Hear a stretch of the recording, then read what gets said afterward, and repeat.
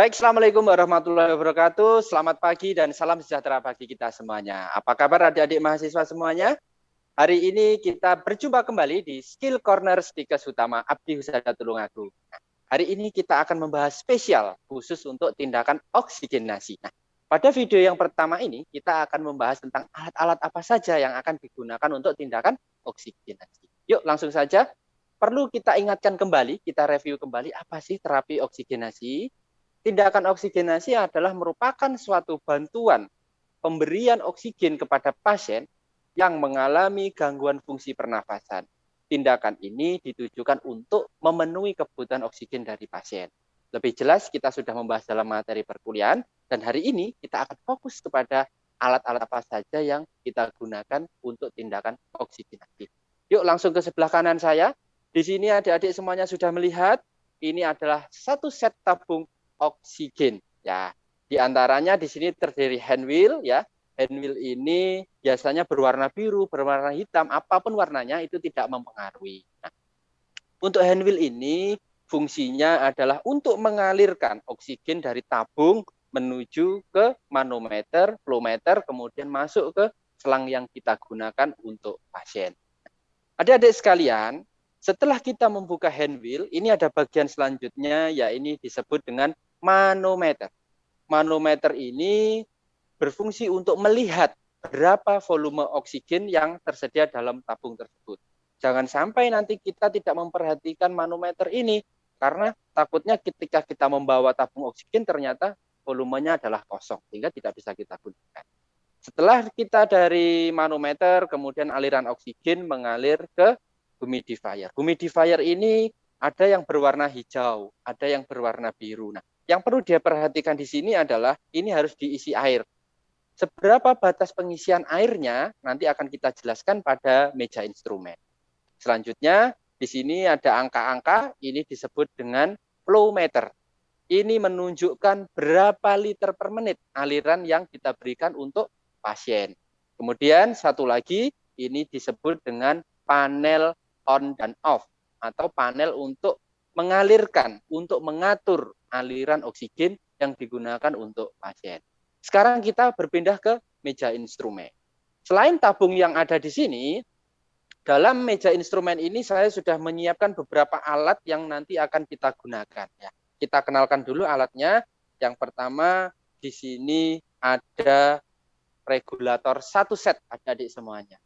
Regulator satu set ini sama dengan yang sudah saya sebutkan pada tabung oksigen tadi. Yang pertama ada, kita mulai dari humidifier ya. Humidifier di sini akan saya lepas. Nah, adik-adik sekalian, humidifier ini ada indikator pengisian. Nah, nantinya ini diisi dengan air, ya. Ini diisi dengan air, kemudian batas pengisiannya adalah sudah ada tandanya, ya. Sudah ada tandanya, tandanya maksimal dan minimal. Jadi jangan sampai di batas yang berlebihan. Apa resikonya jika ini melebihi batas maksimal? Maka air ini akan ikut dalam aliran udara yang kita alirkan untuk pasien.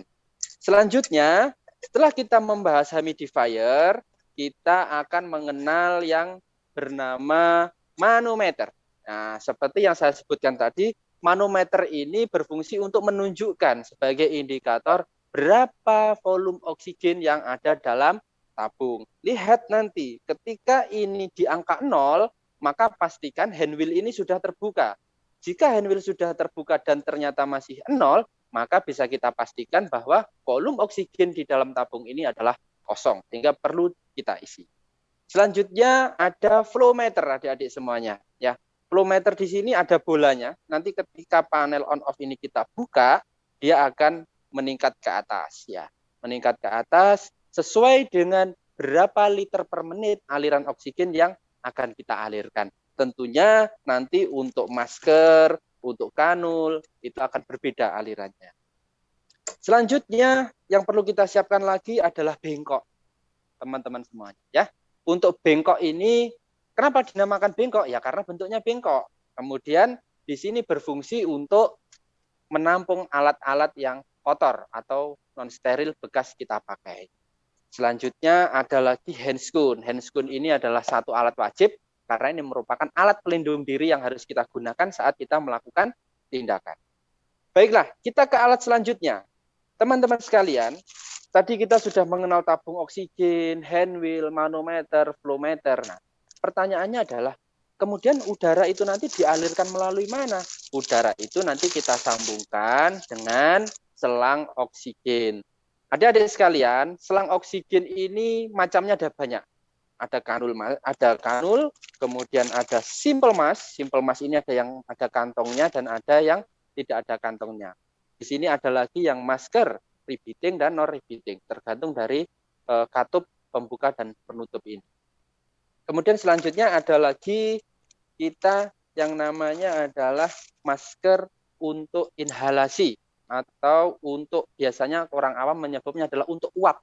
Ya, yang ini ketika kita fungsikan ini akan mengeluarkan uap, kemudian sebagai cairan untuk mengeluarkan dahak. Ya. Adik-adik sekalian, kita mulai dari kanul. Kanul ini untuk alirannya adalah 1 sampai 6 liter per menit. Jadi jangan sampai lebih dari itu dan jangan sampai kurang dari 1 sampai 6 liter per menit. Pak, cara menyambungkannya bagaimana? Lihat di sini. Adik-adik sekalian, di persambungan humidifier itu ada satu katup ya, ada satu aliran atom di sini plastik.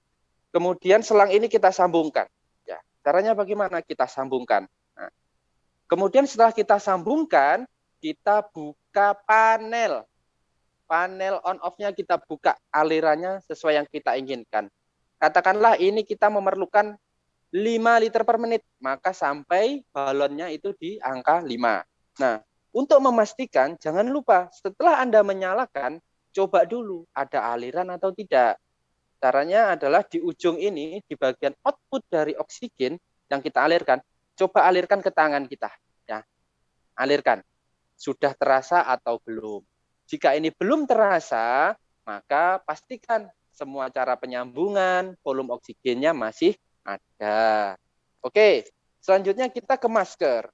Masker ini cara penyambungannya sama. Ini nanti akan ada selang yang disambungkan ya. Kita contohkan pakai ini, kita pakai masker non repeating. Ya, ini kita sambungkan dulu di sini. Setelah kita sambungkan, kemudian ujung satunya kita sambungkan di humidifier. Ya. Kita sambungkan, kemudian kita alirkan. Berapa liter per menit? 10 sampai 13 liter per menit untuk ini. Ini biasanya kita gunakan pada pasien-pasien dengan sesak yang sangat sesak. Sehingga penggunaan ini tidak semua orang akan dikenakan ini. Tapi yang sifatnya itu adalah pemenuhan kebutuhan yang tidak terlalu mendesak, artinya pasiennya bernafas biasa, hanya sesak biasa, respiratory rate-nya itu masih di batas yang tidak terlampau sesak, terlampau tinggi, maka kita menggunakan kanul masker. Oke adik-adik sekalian, itulah pengenalan alat-alat untuk tindakan oksigenasi. Dan nanti pada video selanjutnya kita akan menjelaskan tentang bagaimana cara melakukan tindakan oksigenasi tersebut. Baiklah, terima kasih atas waktu yang diberikan. Salam mahasiswa dan salam sukses selalu. Sampai jumpa di Skill Corner selanjutnya.